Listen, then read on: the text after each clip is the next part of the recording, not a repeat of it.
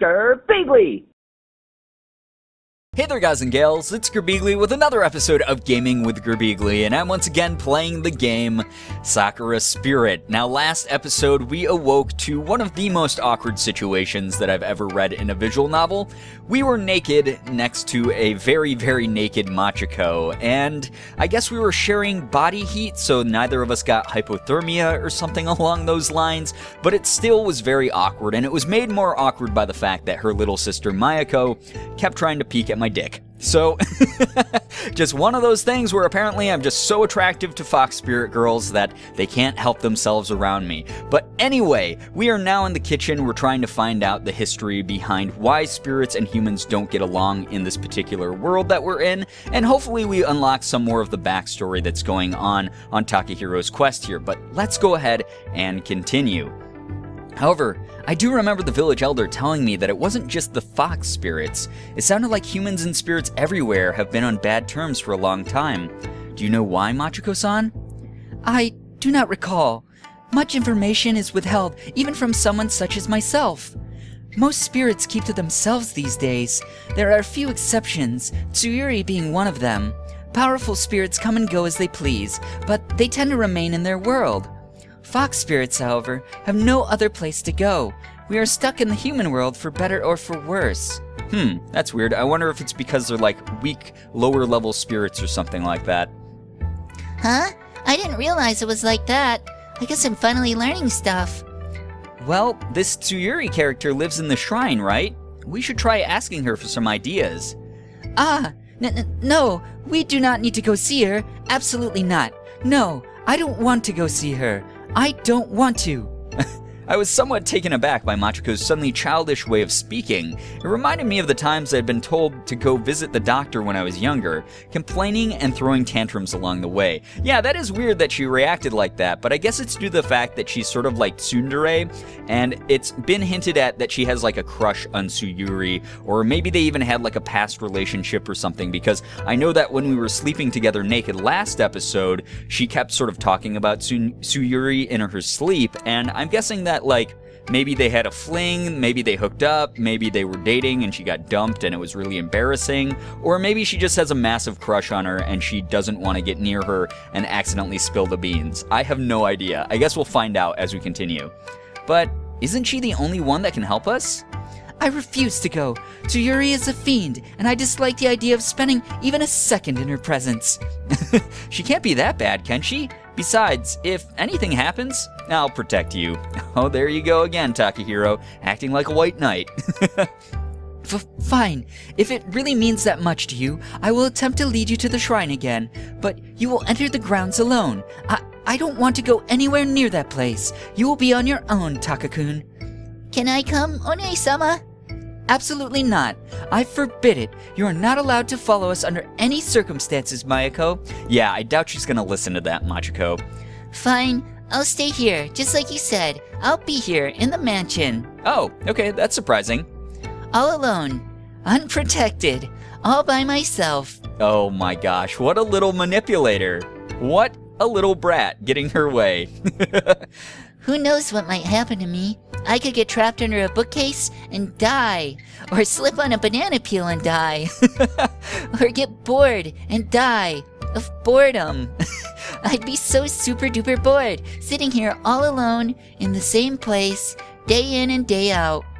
Fine, fine. I get it. You may come along, but you must be on your best behavior, little one. No running around and no talking unless spoken to. Okay. There she goes, getting her way. Despite Mayako's cheerfulness, I couldn't help but wonder what had happened between Machiko and this Tsuyuri for her to react so strongly. I decided that maybe it wouldn't be a bad idea to spend some time with the two sisters to get to know them a bit better. Well, I do have 2 weeks until I need to get back to my own world, so there's really no need to rush. How about we do something else instead? I'm sure Machiko-san wouldn't mind the distraction. Really, dude? You're still stuck in this other world and you're acting this nonchalantly about everything? Okay, whatever. Well, the longer I get to stay away from that place, the better. How about bringing Maeko-chan along to go fetch some desserts for us?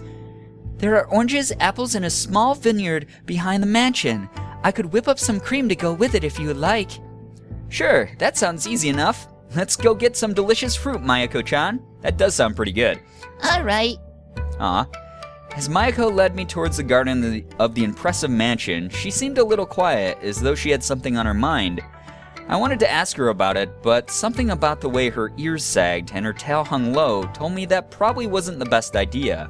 That's interesting, because normally she's so chipper and everything, so hopefully nothing's too wrong. Maybe she was just that shocked about the fact that she found out fox spirits are trapped in the human world and they can't leave to go to the spirit world.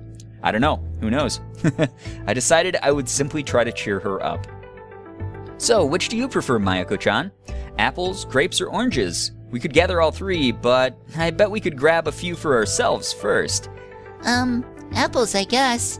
I knew a fox spirit once, a friend of Oni-sama, who loved apples. I can't remember her name, though. I guess my head's a bit hollow.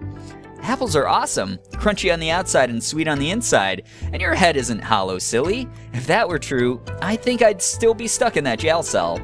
One-sama did most of the thinking, though. I just sort of went along with what she said. The way that was said, I have a feeling that maybe she's starting to question what Machiko has been telling her all along, and if she's just been going along with the flow, trusting Machiko when Machiko's actually been keeping a lot from her. Could be something like that. I don't know if this game is going to have that deep of writing. I mean, it does focus on boobs quite a bit, so who knows, but there could be a story here. Well, someone has to take the lead. Besides, I'm still grateful for your help all the same. How about I playfully flicked Mayako's forehead with a grin. See? It doesn't sound hollow at all. I'm sure there's plenty of clever thoughts in that pretty little head of yours. Ow, meanie. Now you know I'm right at least. Anyway, let's get those apples, shall we? Okay, I'll get them. You go grab that basket over there. Alright, let's get down to business. To defeat the Huns. Alright, I'm sorry guys. I have to do that every time I see that phrase. Because, you know, I see that phrase and I'm like, Mulan? Mulan. So, continuing on. Feeling hyped, I went to grab one of the baskets stacked nearby and returned to Maeko, who had started climbing one of the trees. The girl looked accustomed to climbing, but her small hands had me a bit worried. Hanging from the branch with just her legs, she checked to see if the apples were ripe. Maeko-chan, be careful. You might slip. Ow! The girl had thrown an apple at me, and while my reflexes let me catch it with ease, the force behind it still stung my palm a little. Damn, she's got an arm. Of course, I did exaggerate a bit for the girl. Haha, I'll be fine, Taka-kun. I've been climbing these trees all my life. Even the most experienced climbers end up running into trouble if they aren't careful. I smiled weakly at the girl's excited attitude, placing the apple I caught into the basket. You don't know what you're talking about. I'm a fox spirit. I won't fall. I'm super careful. Watch, I'll grab the apples near the top. Wait, Maeko-chan. Unless you can fly, I don't think you should go for those. Fly? I can't do that, silly Taka-kun. Who has ever heard of flying fox spirit? Ah! Uh-oh. As expected, the moment Maeko tried to reach for one of the apples near the top of the tree, the girl ended up losing her footing and tumbled down towards the ground with a loud cry. Maeko! My reflexes quickly kicked themselves into gear, trying to catch the girl before she hit the ground. Unfortunately, I didn't notice the apples scattered around the tree, and as a result, ended up tripping over them. I managed another few steps and was able to catch Maeko before I dropped to the ground. My head was throbbing once I had recovered from the fall. I tried to sit up, but found myself held down by a small but substantial weight.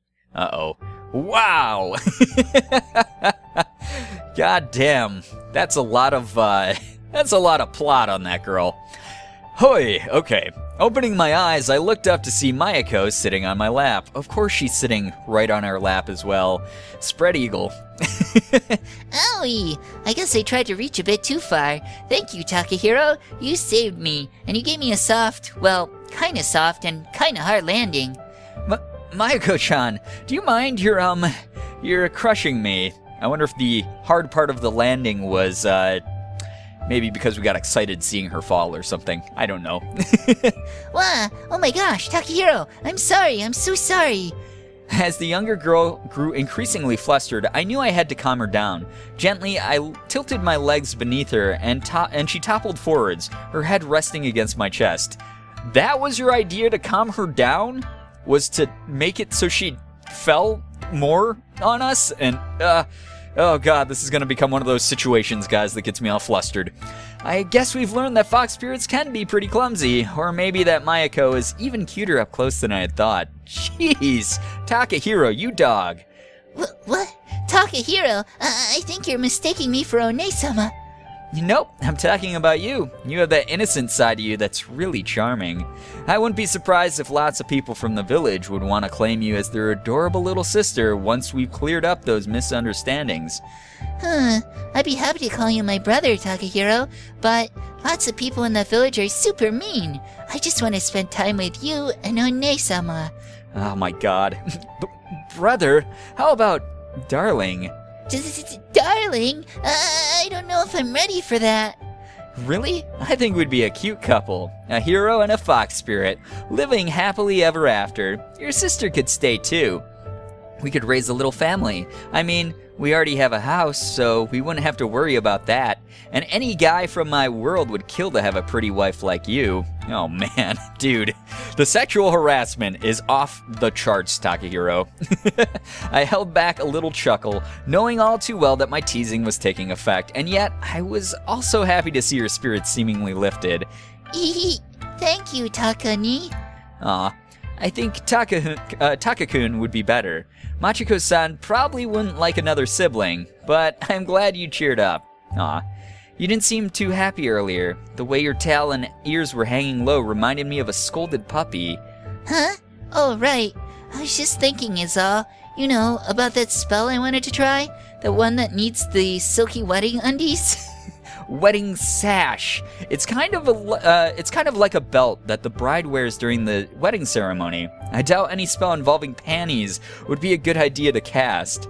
Oh, I thought it was like wedding undies that you wear on your wedding night. Anyway, the spell. I don't know why, but I've wanted to try it for a little while now, and well, it's a gate spell. Not like those temporary ones. Those are easy to make. A permanent one, like a portal to a different place. Oh, here's my guess here, guys. I bet she's trying to open a portal to the spirit realm so that her and her sister can get to the spirit world and they don't have to be trapped in the human world where they're discriminated against and hated. I bet that's what's going on here. It sounds interesting, but are you sure it's safe?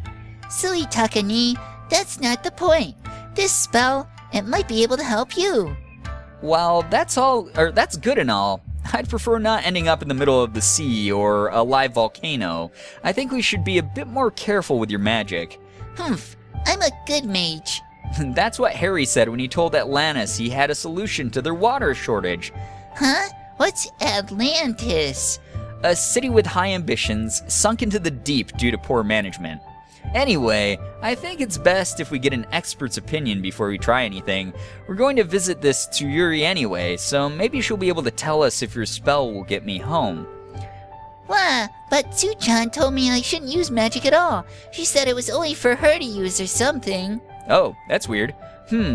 Maybe she had a reason for saying that. Like, maybe, I don't know, do spells have side effects?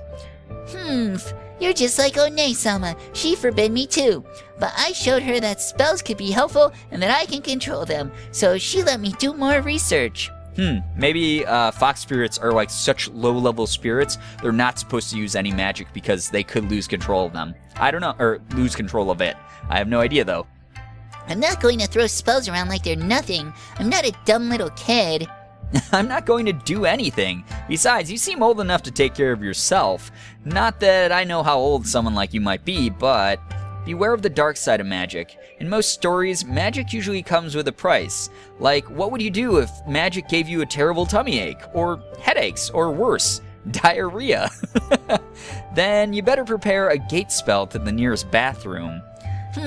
I do get headaches, but those aren't really all that big of a deal, and I get to do a lot of things for One-sama.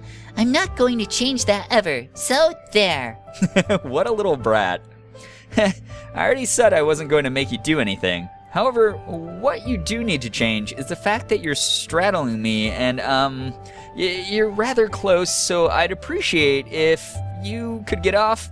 Listen, dude, honestly, you set that situation up. Not only did you use your legs to push her forward with like your crotch, you started complimenting her and keeping her close to you for the conversation. So that was all you, Takahiro. But you're so warm and soft. I could just curl up and sleep on you. Aw, how cute. Wait, don't go falling asleep on me. Just kidding. I wouldn't do something like that out here. Maybe tonight, though. It's only fair since One-sama got to do it. But more importantly, dessert. She really is such a kid.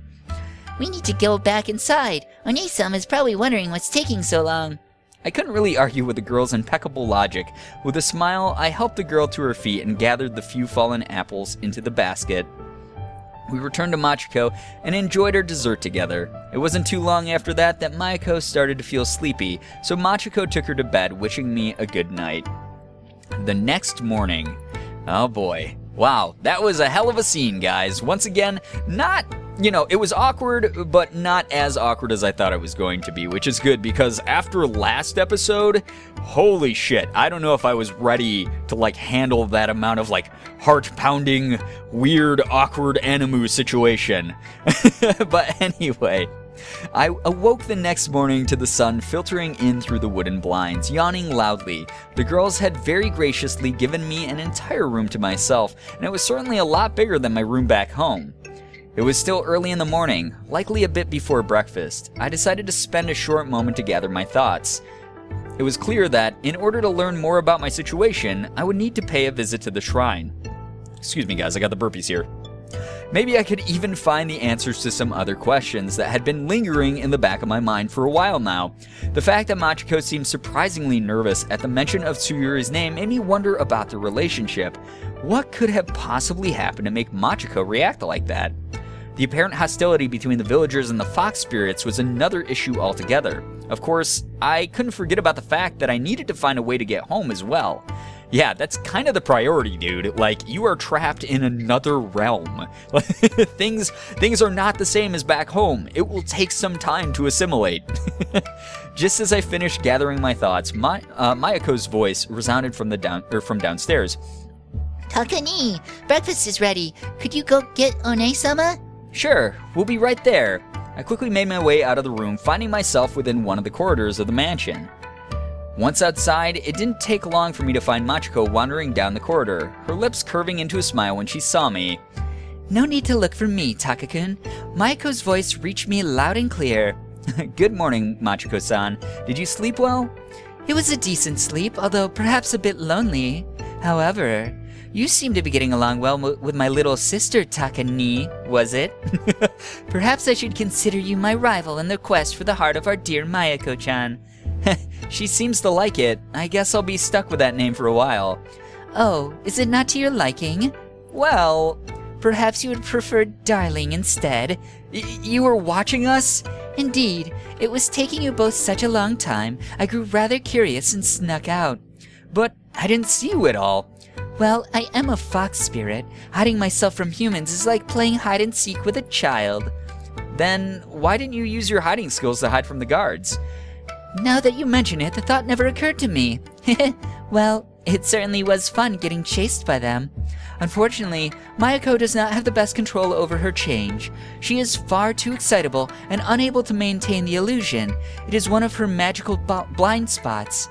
I'm sure it wouldn't have been fun if the Tsundere Tyrant had caught you both. That certainly would have been an unpleasant experience. Then again, I'm sure you would have ended up saving me, wouldn't you, Taka-kun? I noticed a subtle change in Machiko's voice as the sweet, sugar-coated words caused my cheeks to flush red. I really wasn't any good at dealing with this girl's flirty attitude. Stepping backwards, I turned towards the stairs at the end of the corridor and replied in a hurried tone. Wait, so he can flirt with Maeko and make her all embarrassed, but he can't handle the flirting back at him? Wow. Maeko-chan is waiting for us. And with that, I rushed towards the kitchen with Machiko giggling behind me as she followed. And before we have breakfast with them, guys, I'm going to go ahead and end this episode here. A lot happened. We got a close-up with Maeko there, and got to learn a little bit about her and her background as far as, magic is concerned. So hopefully we'll find out even more about the Fox Spirits next episode, and maybe be able to help them start, you know, prepping the spell to open the gate or something along those lines. I don't know what's going to happen. This game has more of a story than I was actually expecting when I started it. Hopefully it's been enjoyable to you guys. If it has been, please be sure to hit the like button, share the video and favorite it. Also be sure to subscribe to me if you guys haven't already. For those of you who have, thank you so much for all of your support. You guys are the best in the world. I love every single one of you, and as always, it was great seeing ya. Bye-bye. Girbeagly.